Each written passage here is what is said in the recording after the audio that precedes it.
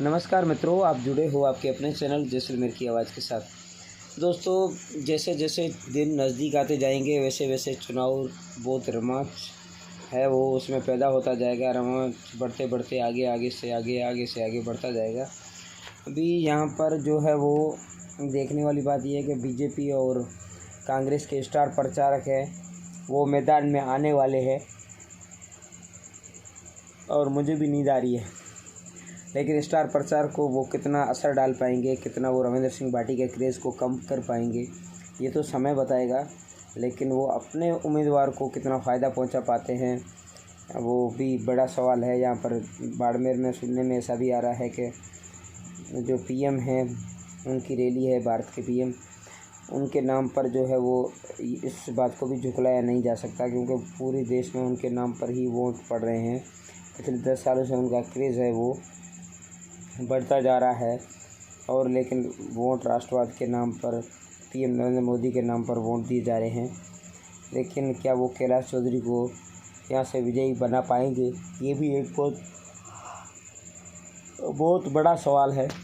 और कांग्रेस के स्टार प्रचारक जो हैं वो भी अपने मैदान में आने वाले हैं, मैदान में को आएंगे, वो भी उम्मीदवार राम बेनीवाल को। लेकिन दोस्तों, सबसे बड़ी बात ये है कि जो कांग्रेस है वो जो यहाँ पर कुछ न कुछ उसमें से दूरियां दिख रही हैं दोस्तों।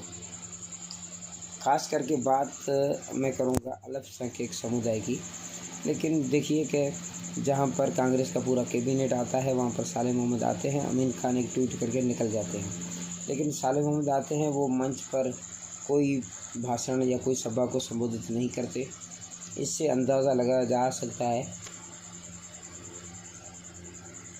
कि साले मोहम्मद जी हैं वो। लेकिन उससे भी अंदाज़ा लगाया जा सकता है कि इनकी दिल की दूरियां अभी तक बनी हुई है।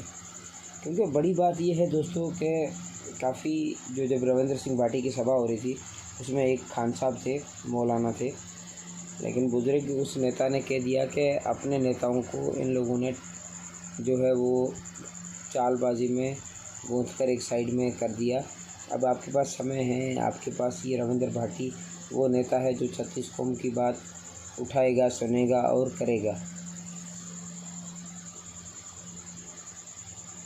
लेकिन सबसे बड़ी बात यह है कि रविंद्र भाटी का क्रेज़ बढ़ता जा रहा है। जब उन्होंने शिव का इतनी बड़ी सभा नहीं की, लेकिन विधानसभा के बाद लोकसभा चुनाव में इतनी बड़ी कोई सभा नहीं की शिव में, लेकिन उन्हें देखने को ऐसा लगा कि ये शिव में क्रेज़ होगा।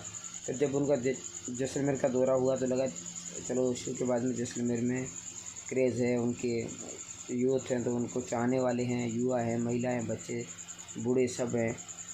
उसके बाद में उनका सिवाना, बालोतरा और पचपदरा में जो हुआ वहाँ पर देखने को मिला। जब लगेगा चलो ठीक है यहाँ पर हो रहा है, लेकिन जब उनका गुड़ामालानी जो आज और कल में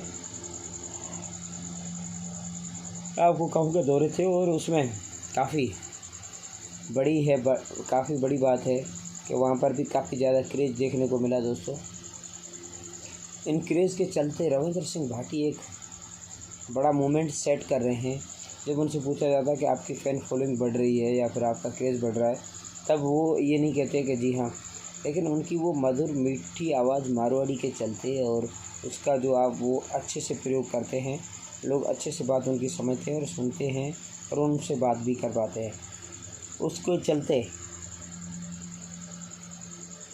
रविंद्र सिंह भाटी का जो है वो क्रेज़ ज़्यादा बढ़ता जा रहा है। और वो क्या इतने सारे स्टार प्रचारक यहाँ पर आएंगे बीजेपी और कांग्रेस के, वो उनका क्रेज़ कितना कम कर पाते हैं। लेकिन वोटरों का जो है वो एक माइंड सेट होता है, चेंज होता है। लेकिन काफ़ी जगहों पर देखने को ये भी मिलता है चलो हमने सबको आज़मा दिया, इसको भी दिया, लेकिन चलो इस एक नए युवा आइडल है, इसको पीछे चल के देखते हैं क्या होता है। ये भी हो सकता है। लेकिन जो है वो अंत में वोट जो वो मिलेगा जो दोस्तों अंत में उनको मिला, जो बेल्ट के अंदर, जो ईवीएम के अंदर जमा हुआ, वो ही वोट उन्हें जीता पाएगा। चाहे वो रविंद्र सिंह भाटी हो, चाहे कैलाश चौधरी हो, चाहे उम्मीदवार राम बेनीवाल हो या फिर अन्य प्रत्याशी कोई हो। लेकिन इनके लिए इनकी पार्टियां काफ़ी ज़्यादा मशक्क़त करती हैं, मेहनत कर रही हैं। इस बार कुछ नेताओं को छोड़कर कांग्रेस में एकता नहीं दिख रही है, लेकिन नेता जब चुनाव होता है तब उनकी बयानबाजी होती है। लेकिन कभी ये सोशल मीडिया का दौर है दोस्तों, कि नेता ये चुनाव के बाद में एक साथ बैठ जाते हैं। आपने देखा होगा कि पिछली बार जब उम्मेद आराम बेनीवाल और हरीश चौधरी का बैतूल में मुकाबला हुआ था, जो विधानसभा के का, उसमें से काफ़ी कुछ वोटों से महज हरीश चौधरी जीत गए थे, 1000 से भी कम। लेकिन उनके जो समर्थक थे वो आपस में काफ़ी क्लोज आ गए थे। लेकिन आपने देखा होगा कि स्वरूप सिंह खारा जो बीजेपी के प्रत्याशी थे शिव से, उनके लिए कैंपेनिंग जो करने वाले आज वो रविंदर सिंह भाटी की कैंपेनिंग कर रहे हैं। लेकिन लोगों को ये समझना होगा कि नेता बाद में, इलेक्शन के बाद में वो एक साथ बैठते हैं, एक साथ बैठ के बात करते हैं, एक जजम पे बैठते हैं, एक साथ खाना खाते हैं। लेकिन लोगों को आपस की दूरियां नहीं बनानी चाहिए, ये भी उनसे निवेदन होगा।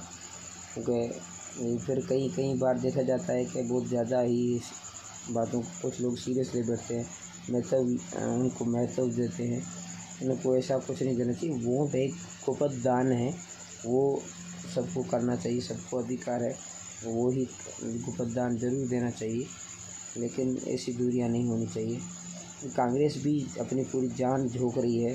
हेमाराम चौधरी, हरीश चौधरी, रूपाराम धनदेव की बात करें, ये लोग हैं जो चोटन के पूर्व विधायक हैं, और मदन प्रजापत जो 15 से विधायक आते हैं।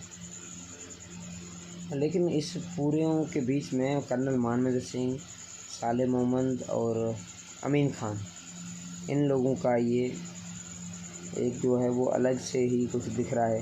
क्योंकि साले मोहम्मद तो पोकरण से हैं, उनका यहाँ से कोई लेना देना भी नहीं है। फिर भी वो जब आए थे बाड़मेर तब उन्होंने सभा को संबोधित नहीं किया। उससे कुछ ना कुछ जो है वो लोगों को एक ज़रूर संदेश जाता है।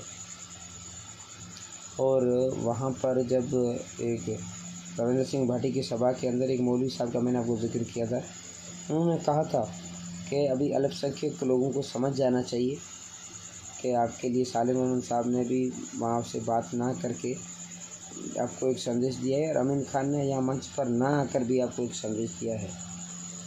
ये तो दोस्तों कहने की बातें हैं, करने की कुछ और भी हो सकती हैं।